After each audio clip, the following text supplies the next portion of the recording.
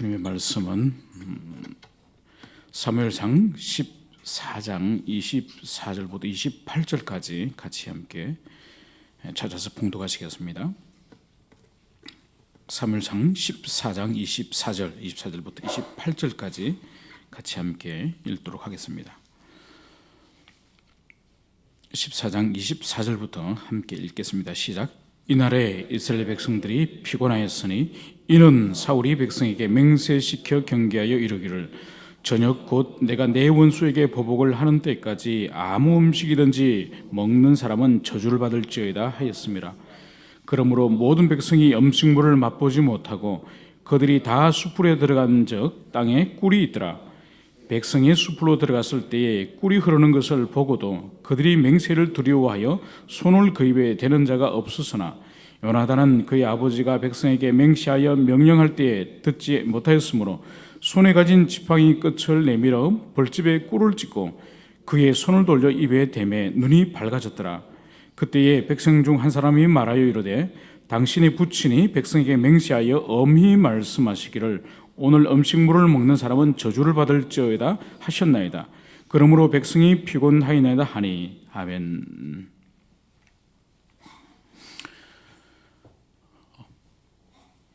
공동체의 지도자가 언제든지 중요하지만은 전쟁의 상황만큼 지도자가 누구냐에 따라서 중요한 적이 없습니다. 우리가 잘 아는 임진왜란 때 7천량 전투라고 있습니다. 이 전쟁은 충무공 이순신 장군이 5년간 조선 수군을 약 한 4천 정도를 양성을 해서 또 전함을 약 140척을 만들고 엄청난 군비와 엄청난 군사를 그 긴 세월 동안 준비하였던 그 군사와 무기를 하룻밤에 다 불살라버리고 다 일본에게 완전히 패전한 대표적인 그런 전쟁입니다. 단 한 사람의 지도자가 바뀌었을 뿐인데, 단 한 사람이 이수신에서 원균으로 단 한 사람이 바뀌었을 뿐인데 해군 전체가 사라질 정도로 엄청난 그런 일들이 일어나게 되는 것이죠. 그래서 공동체가 크든지 작든지 그 공동체가 한 가정 공동체든지 국가 공동체든지 지도자가 세워진다는 것은, 한 사람이 지도자로 세운다는 것은 그것은 매우 두려운 일입니다. 왜냐하면 지도자의 그 사람의 능력과 인격은 반드시 공동체 운명에 결정적인 영향을 끼치기 때문인 것입니다. 여러분, 지도자의 가장 중요한 자질이 뭐라고 생각을 합니까? 많은 것을 들 수 있겠지만은 두 가지를 만약 든다고 한다면은 지혜와 덕이 아닐까 생각을 합니다. 지혜는 그 공동체가 어느 방향으로 어디로 이끌어야 될지 그 빛을 던져준다고 한다면은, 덕은 바로 지도자 자신이 다른 야망과 다른 어떤 목표가 있는 것이 아니라 자신을 따른 팔로우를, 그 백성들 자신을 사랑하고 그 백성들의 안위를 위하는 것 자체가 지도자의 목적인 그것이 바로 덕인 것이죠. 그래서 지도자가 덕은 있는데 지혜가 없는 사람이 있습니다. 그래서 어디로 이끌어야 될지를 모르는 사람이 있는 거죠. 이런 지도자도 큰 화를 가져오는 거죠. 그러나 지혜는 있는데 덕이 없어서 오히려 자신을 따르는 팔로우들을 오히려 자신의 야망과 목적을 이루는 수단으로서 따르는 사람들을 사용하는 그런 사람들도 있습니다. 이것도 온전치 못한 지도자도. 그러나 최악의 지도자는 지혜도 없고 덕도 없는, 그래서 그 공동체를 어디로 이끌어야 될지를 정확히 알지 못하는 그런 지도자, 그리고 자신을 따르는 백성들을 사랑하지 않고 오히려 자신의 야망을 위한 수단으로서 사용하는 이런 최악의 지도자도 이 세상에 있는 것입니다. 오늘 성경 본문 24절은 이날에 이렇게 시작을 하고 있습니다. 그러니까 이 날은 바로 앞에 있는 이 14장의 전반부에 있는 그 상황들을 말하는 것입니다. 즉 이스라엘 민족은 오랫동안 블레셋의 반식민적인 그런 정치적인 상황 가운데 있습니다. 이때 이제 왕이 사울이 세워짐으로 이 사울과 요나단이 이제 봉기를 하여서 자신 나라 속에 있는 이 블레셋 군사들을 몰아내기로 작정한 거죠. 바로 여기에 요나단이 믿음과 헌신으로 하나님 앞에 일었을 때 주님께서 그 요나단의 믿음과 헌신을 따라서 큰 역사를 지금 일으키고 계시는 거죠. 블레셋은 큰 두려움을 가지고 이제 패주를 하고 있는 모습이 앞부분에서 등장을 하고 있습니다. 그리고 단 두 사람인 이 요나단과 그의 병기던 자가 파죽지세로 그 블레셋 군대 안에서 치면서 수많은 사람들이 쓰러지고, 그리고 그 모습을 보고 사기를 회복한 그 이스라엘 백성들이 함께 규합을 하여서 지금 이 블레셋 사람들이 쫓기고 있는 그 전쟁에 이제 승리가 직전에 있는 그런 상황을 바로 우리 이날에라고 하는 요 말씀 앞에 펼쳐진 전개된 상황인 것을 우리가 알 수가 있습니다. 그런데 오늘 24절 초두에 이날에 이스라엘 백성들이 피곤하였으니 이 말씀을 하고 있습니다. 그러니까 이스라엘 백성들이 매우 지금 피곤한 상황이 있음을 보여주는 거죠. 그리고 이어서 이 피곤이 어디로부터 말미암았는지 이어서 말씀을 하고 있습니다. 이는 사울이 백성에게 맹세시켜 경계하여 이르기를 저녁 곧 내가 내 원수에게 보복하는 때까지 아무 음식이든지 먹는 사람은 저주를 받을지어다. 여러분, 이게 어떤 상황인가요? 지금 전쟁을 파죽지세처럼 몰아붙이면서 지금 블레셋과 전쟁을 치고 있는 이 상황인데, 이 상황에서 사울이 백성들에게 여호와 이름으로 맹세를 한 가지를 시켰습니다. 그러니까 전혀 백성들이 자원하여서 맹세한 것이 아니라 왕의 권위를 가지고 백성들에게 맹세를 시킨 거예요. 그 맹세시킨 것이 바로 뭔가 하니까 그러니까 그날이 끝나는 저녁까지는 어떤 사람이라도 어떤 음식이라도 일체 음식을 입에 대지 않고 전쟁을 치르겠다는 이 맹세를 여호와 앞에 하도록 하는 거죠. 그리고 그 맹세를 지키지 않는 사람은 저주를 받을 것이다. 이런 두려운 맹세를 온 이 군사들에게 이 사울이 하였음을 볼 수 있습니다. 그래서 백성들이 먹지 못하고 기진한 상태로 지금 전쟁을 치고 있기 때문에 피곤하였으니 이 말씀을 기록하고 있는 거죠. 우리 성경은 이 14장 이 하반부에 피곤하다 말이 반복적으로 계속 나타나고 있습니다. 그런데 이 우리 성경은 피곤하다라고 하나로 번역을 하고 있지만은 이 피곤이 세 번씩이나 등장을 하지만은 다 히브리 원어는 다 다른 의미예요. 첫 번째 나타나는 이 피곤하다는 것은 엄밀히 말해서 원어적인 의미는 고통을 당하고 있다, 학대를 당하고 있다는 그런 뜻이에요. 그러니까 지금 백성들이 지금 학대를 당하고 있는 거예요. 고통을 당하고 있는 거예요. 그것은 바로 뭔가 하니까 전장에서 음식을 먹지 않고 전쟁을 치르도록 사울에 의해서 어떻게 보면 강압적인 맹세를 통하여서 전쟁터에서 먹지 않고 전쟁을 치도록 지금 그렇게 백성들이 어려움을 당하고 있음을 그것을 여기서 보여주고 있습니다. 여러분, 전쟁에서 먹지 않고 전쟁을 치른다는 것이 가능하겠습니까? 여러분, 전쟁에서 가장 중요한 그 세 가지를 만약 들으려고 한다면은 그 첫 번째가 이제 무기 체계겠죠. 무기 체계를 탁월한 무기 체계를 갖추느냐에 따라서 전쟁의 승패가 좌우되겠죠. 두 번째로는 식량이에요, 식량. 어디 가든지 군량미를 얼마나 확보하느냐는 전쟁이 매우 중요합니다. 그리고 세 번째가 이 두 가지의 결과일 수 있는 사기. 그러니까 아무리 무기체가 뛰어나고 그런데 먹을 식량이 없어. 그런데 먹을 식량은 많은데 무기가 너무나도 뒤떨어진 무기라면은 당연히 사기가 진작되기 힘듭니다. 그래서 우리 그 임진왜란 때도 보면은 우리 조선군이 가지고 있는 활은 30m 가까이 가서 쏴야 사람을 죽일 수 있습니다. 그런데 일본군이 가지고 있는 이 조총은 사정거리가 150m예요. 그러니까 5배 먼 곳에서 쏘면 조선군은 죽는데 조선군은 30m 가까이 바짝 일본군 가까이 가야 겨우 사람을 죽일 수 있는 거예요. 전쟁이 되지 않는 거죠. 그리고 전투 식량은 보세요. 그 고대 유목민들, 몽골이나 유목민들은 이 육포를 가지고 고기를 말려서 그거를 육포를 가지고 빠른 속도로 이동하면서 매우 휴대하기도 간편하고 그리고 매우 고칼로리인 그 고기 덩어리 그거를 먹으면서 전쟁을 치릅니다. 물론 뭐 조선군들은 주먹발먹죠. 그 일본의 그 기록들 보면은, 그 일본의 임진왜란을 끝내고 일본 장수들이 남겼던 그 기록을 보면은 조선 사람들 이해 못하는 게 꼭 가마솥을 걸고 거기에 군사들이 모여서 밥을 먹고 있는 거예요. 그때 일본군들이 조총을 쏘아서 수많은 그 조선 군들이 죽었다는 그런 기록들이 일본 그 전사에 있습니다. 그러니까 어떤 무기 체계를 가지느냐, 또 식량이 전쟁을 칠 때 제때 공급이 되느냐, 이것은 사기와 매우 밀접한 거죠. 오늘 이 믹마스 이 전투는 최악의 지금 전장을 사울이 이끌고 있는 거죠.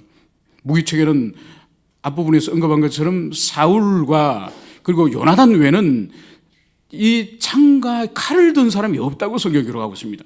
나머지 사람들은 모두 오합지졸 같은 그런 무기 체계를 가지고 있고, 그리고 거기다가 더 설상가상으로는 사울 왕이 오늘 해질녘까지는 아무도 입에 음식을 대지 말고 전쟁을 치러라. 먹는 자는 저주를 받을 것이다. 여기서 무슨 사기가 나올 수 있겠습니까? 그래서 오늘 성경은 백성들이 피곤하였으니 그것을 여기서 말씀을 하고 있는 것이죠.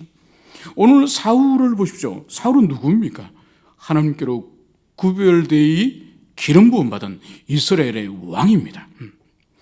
여러분, 이스라엘 왕은 이방 나라의 왕과 다른 거죠. 그것은 바로 하나님을 대신하여서 하나님처럼 백성들을 다스리고 하나님처럼 백성을 돌봐주고 하나님이 돌보시는 것처럼 그들에게 공급하고 그들의 필요를 채워주는 그런 지상의 어떤 나라에서도 볼 수 없는 그런 왕이 바로 이스라엘의 왕인 거죠. 이것은 오늘날 우리 시대에도 그 지도자상은 여전히 그리스도 예수께서 말씀하셨죠. 어둠이 되고자 하는 자는 모든 사람의 종이 되어야 할지라. 그러니까 그리스도 안에 있는 사람들의 지도자상은 어둠이 되고 더 사역적으로나 더 위치적으로 질서적으로 높은 지위에 있다고 하여서 그 권한을 휘두르거나 사용하거나 부리는 것이 아니라 어둠이 되고자 하는 자는 모든 사람의 종이 되어야 될지라. 그러니까 더 섬기고 더 낮아지고 더 헌신하는 그 자리가 그리스도 안에 있는 그 직분임을 주님께서는 그것을 분명하게 말씀을 하셨습니다. 오늘 이 백성들은 사울의 양이에요. 사울이 돌보고 공급하고 필요를 채워주는 양임에도 불구하고 오늘 이 사울의 마음에는 무엇이 있었습니까? 그것은 바로 전쟁의 승리라고 하는 이 집착이 이 사울에게 있음을 그것을 보여주고 있는 거죠. 그 대표적인 그 보여줌이 바로 뭔가 하니까 그의 말과 행동에 있어서 첫 번째로는 이 전쟁을 바로 내 원수에게 보복하는 것. 내 원수에게 보복하는 거로 지금 사울이 인식을 하고 있습니다. 이것은 뭔가요? 이것은 그의 아들 요나단이 그의 전쟁에 있어서 일었을 때에 그가 블레셋에 나갈 때에 할례 없는 자를 향하여 내가 나가겠다고 그렇게 신앙 고백을 하지 않습니까? 그것은 바로 뭔가니까 자신과 블레셋과의 전쟁은 어떤 사적인 감정이나 민족적인 이해 문제가 아니라 바로 여호와의 전쟁을 하고 있음을 요나단은 고백하는 거죠. 그래서 여호와 이름으로 나갔다고 한다면 그의 아버지인 이 사울은 바로 이 블레셋과의 관계를 내 원수, 사적인 관계로 지금 해석을 하고 있는 거예요. 더 나아가서 이 사울이 백성을 자신이 돌보고 섬겨야 될 자신의 양으로서 목자로서의 직분이 아니라 백성들을 오히려 자기 전쟁의 승리의 수단으로서 이용하고 있음을 오늘 여기서 그것을 보여주고 있습니다. 그렇기 때문에 이 전쟁은 여호와의 전쟁을 대신 그렇게 싸우는 것이 아니라 바로 자기의 전쟁, 내 원수로 여기고 있다는 것을 이것을 여기서 볼 수가 있는 것입니다. 이것은 바로 사울이 이 전쟁을 바로 개인적인 그런 문제로 개인적인 집착으로 그렇게 여기고 있다는 것을 그의 고백 속에서 알 수가 있는 것이죠. 이것은 더 나아가서 이스라엘을 여호와의 나라, 여호와의 왕국이 아니라 바로 자신의 왕국이 된 것으로 여기고 있다는 것을 볼 수 있습니다. 이후에 계속적으로 15장과 계속 이어지는 거기서 보면은 이제 전쟁에서 승리했을 때에 드디어 이 사울이 자기 내면 속에 이 전쟁들을 어떻게 생각했는지를 보여주는 것이 바로 자기의 성전 기념비를 세우는 것을 볼 수 있습니다. 그러니까 자기가 전쟁에서 승리하였던 그 공로를 영광을 취하는 것을 드디어 사울의 내면 속에 있는 것을 여기서 볼 수가 있는 것이죠. 그래서 결국은 자신은 이스라엘 나라, 즉 하나님 나라의 정직이 아니라 바로 자기 자신이 그 왕국의 주인이 되었다고 하는 그런 의식의 흐름들의 의식의 발전들을 성경 가운데서 볼 수가 있는 것입니다. 이제 이 백성들은 큰 두려움 가운데 있어서 보여주고 있습니다. 땅에 흐르고 있는 이 꿀을 보고도 감히 먹지를 못하는 거죠.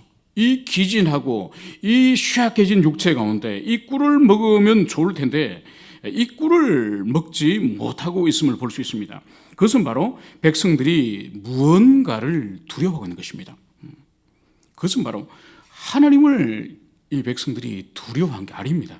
사실은 여호와 이름으로 맹세하였고 먹는 자는 저주받을 것이라고 그렇게 했지만은 엄밀히 말해서 이 백성들이 두려워하는 것은 하나님 자신이 아닙니다. 그것은 바로 왕으로부터 어떤 처벌을 받을 것인지를 두려워하는 바로 사람을 두려워하고 있다는 것을 이 성경에서는 그것을 보여주고 있는 것입니다. 여러분, 하나님의 지도자는 어떤 공동체든지 간에 하나님을 두려워하도록 끊임없이 가르치고 훈련해야 되는 그것이 가장 귀하고 아름다운 모습입니다.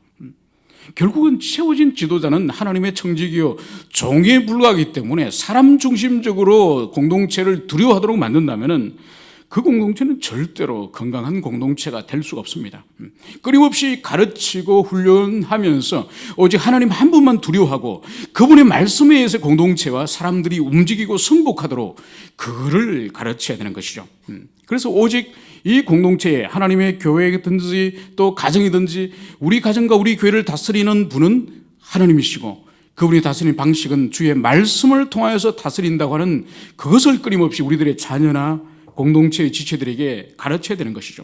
바로 그때에 하나님께서는 그 공동체를 사람을 통해서 비록 다스리시고 사람을 통하여 목양을 하시지만은 사람 자신을 두려워하는 것이 아니라 하나님을 두려워함으로 말미암아서 거기에 목양적인 승복을 통하여 또 선포되어진 말씀에 승복하여서 그렇게 움직이는 것이죠.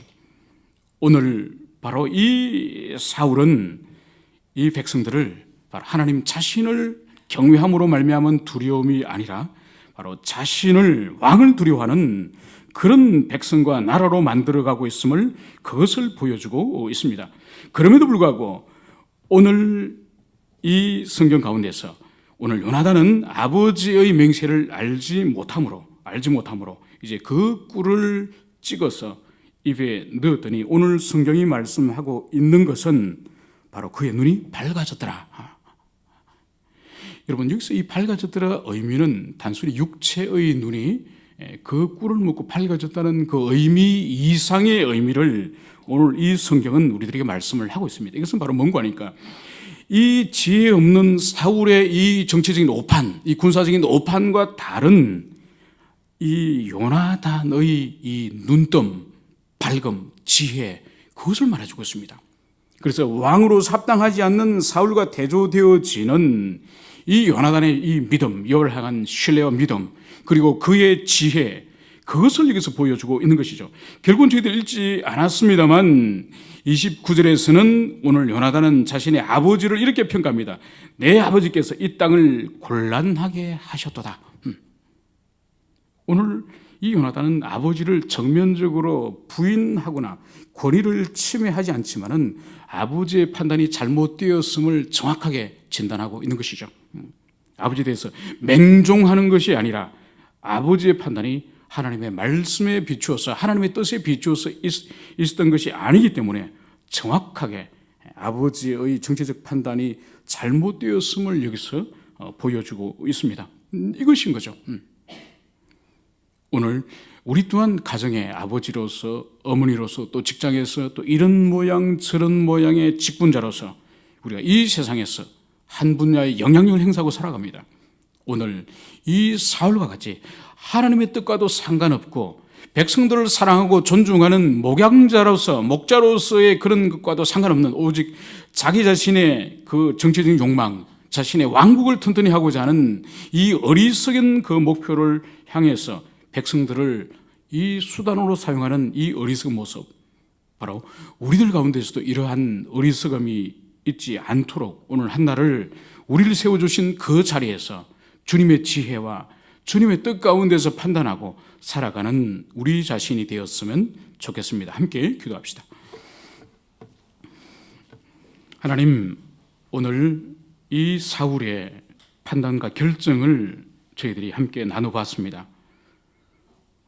참으로 하나님의 뜻과도 상관없고 또 백성의 목자로서의 그 목적과도 상관없는 오직 자신의 야망과 자신의 목적을 향하여 백성들을 수단으로 사용하는 그런 어리석은 왕의 모습을 저희들이 보았습니다. 우리 또한 가정에서나 또 직장에서나 교회 공동체 가운데서나 우리를 세워주신 영향력을 행사하는 그런 자리가 있습니다. 그 가운데서 우리 뜻이 아니라 주님의 뜻과 우리를 세워주신 그 직분에 합당한 그런 삶을 살아갈 수 있도록 저희들에게 지혜와 명철을 허락해 주시기를 간절히 기도합니다. 오늘 한 날이 주님 앞에 두렵고 떨림으로 살아가는 한 달이 되게 하여 주시옵소서. 감사를 드리며 거룩하신 예수님 이름으로 기도합니다. 아멘.